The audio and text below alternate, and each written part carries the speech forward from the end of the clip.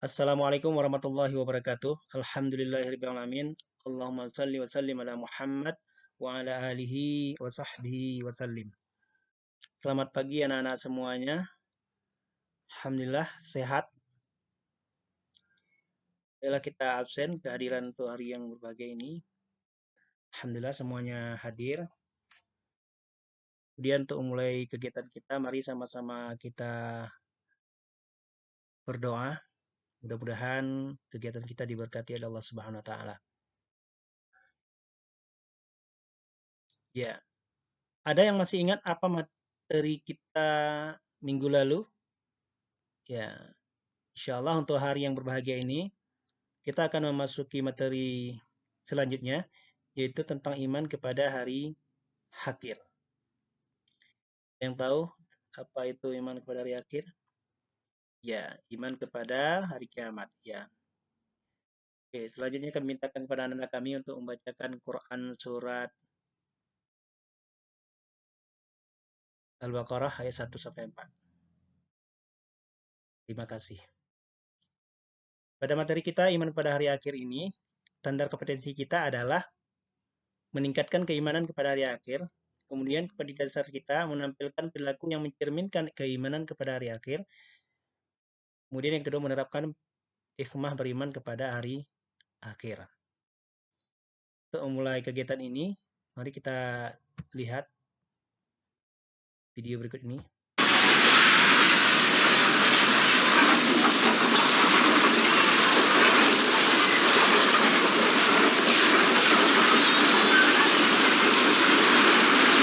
Kan air kalau kayak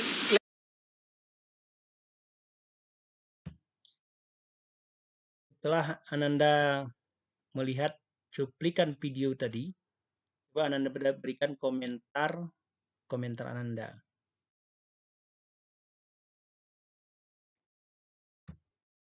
Oke, baiklah.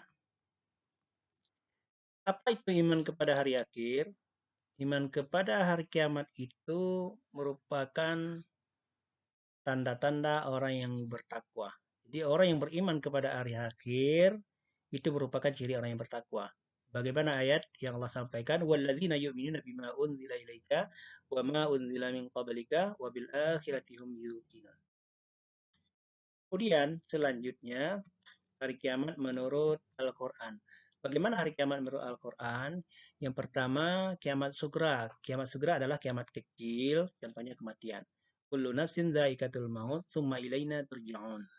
Tiap-tiap yang bernyawa pasti akan merasai mati. Ini contoh. Berarti contoh-contoh kecil, semua yang ada di dalam muka bumi ini tidak ada yang abadi. Termasuk dunia ini dan kita semuanya. Kemudian kiamat kubra. Kiamat kubra adalah merupakan tanda kehidupan dunia ini berakhir, diawali dengan sangkakala ditiup pertama kali oleh malaikat Israfil yang disusul dengan hancurnya dunia.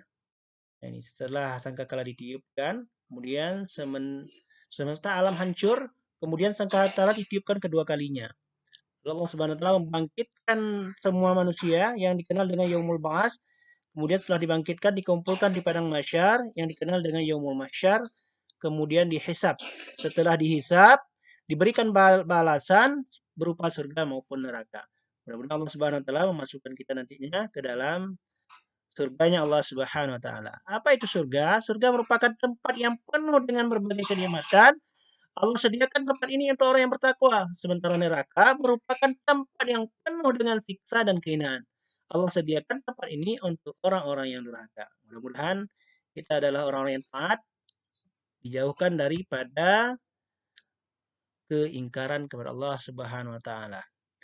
Kemudian supaya kita dimasukkan oleh Allah ke dalam surga, bagaimana perilaku kita? Perilaku kita adalah kita harus mencerminkan keimanan kita terhadap hari akhir. Yang pertama, senantiasa bertakwa kepada Allah Subhanahu wa taala, yakni melaksanakan semua perintahnya, menjauhi segala larangannya. Yang kedua, disiplin dalam melaksanakan sholat 5 waktu dan ibadah-ibadah lain yang hukumnya wajib. Kemudian, mencintai fakir miskin yang diwujudkan melalui sikap dan ucapan, perbuatan, bantuan, dan harta benda. Jadi Islam bukan hanya sholat ibadah mahdah saja, tapi kita juga harus peduli dengan sesama. Kemudian menyantuni, memelihara, mengasuh, dan mendidik anak yatim dengan penuh kasih sayang. Dan insya Allah sebagaimana yang Rasulullah sampaikan, barang siapa yang memelihara anak yatim, insya Allah nanti akan mereka berada dekat dengan Rasulullah yang Rasulullah gambarkan seperti disyaratkan seperti dua jarinya ini. Dekat sekali. Kemudian selanjutnya berlaku baik terhadap tetangga, tamu, dan berkata yang baik atau diam. Man kana yu'minu billahi wal yaumil akhir falyukrim jaran. Berbuat baik kepada tetangga. Falyukrim dhaifa. Atau falyakul khairan aw liyasmut. Berkata yang baik atau diam. Kemudian melaksanakan 7 macam perilaku yang menyebabkan mendapat naungan Allah di akhirat kelak. Siapa saja yang pertama, pemimpin yang adil, pemuda yang rajin beribadah, orang yang hatinya selalu rindu dengan masjid, orang yang saling mencintai karena Allah, seorang laki-laki yang diajak berzina oleh wanita yang bangsawan, cantik, kemudian menolak sambil berkata, sesungguhnya saya takut karena Allah. 6. Orang yang bersedekah secara rahasia sehingga tangan kirinya tidak mengetahui apa yang disedekahkan tangan kanannya. 7. Orang yang mengingat Allah ketika sendirian dengan cucuran air mata. Kemudian, apa hikmah beriman kepada hari akhir? Hikmahnya adalah ketika kita mendapat kezaliman di dunia ini, kita yakin Allah Maha Kuasa dan Maha Hadir. Dan insya Allah kita yakin akan dibalas nantinya di yaumil akhir. Kemudian kedua, memberi dorongan untuk membiasakan diri bersikap terpuji, akhlakul karimah, dan menjauhi dari sikap tercela. Kemudian yang terakhir, memberi dorongan untuk bersikap optimis, tawakal, dan sabar meskipun ketimpa kemalangan.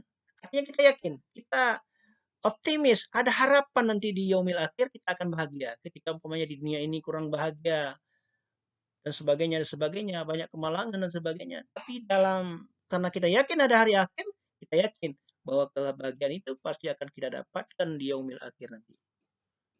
Cukup sampai di sini kira-kira ada pertanyaan dari anak-anak kami.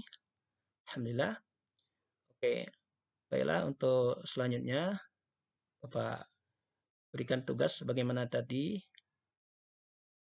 yang Bapak berikan ketika mengamati video yang harus kita buat dan ini akan nanti dikumpulkan. Oke, kalau tidak ada pertanyaan kita cukup sampai di sini. Mohon maaf atas segala kekurangan. Mari kita tutup dengan doa. Subhanakallahumma wa bihamdika asyhadu an la ilaha illa anta astaghfiruka wa atubu ilaik. Assalamualaikum warahmatullahi wabarakatuh.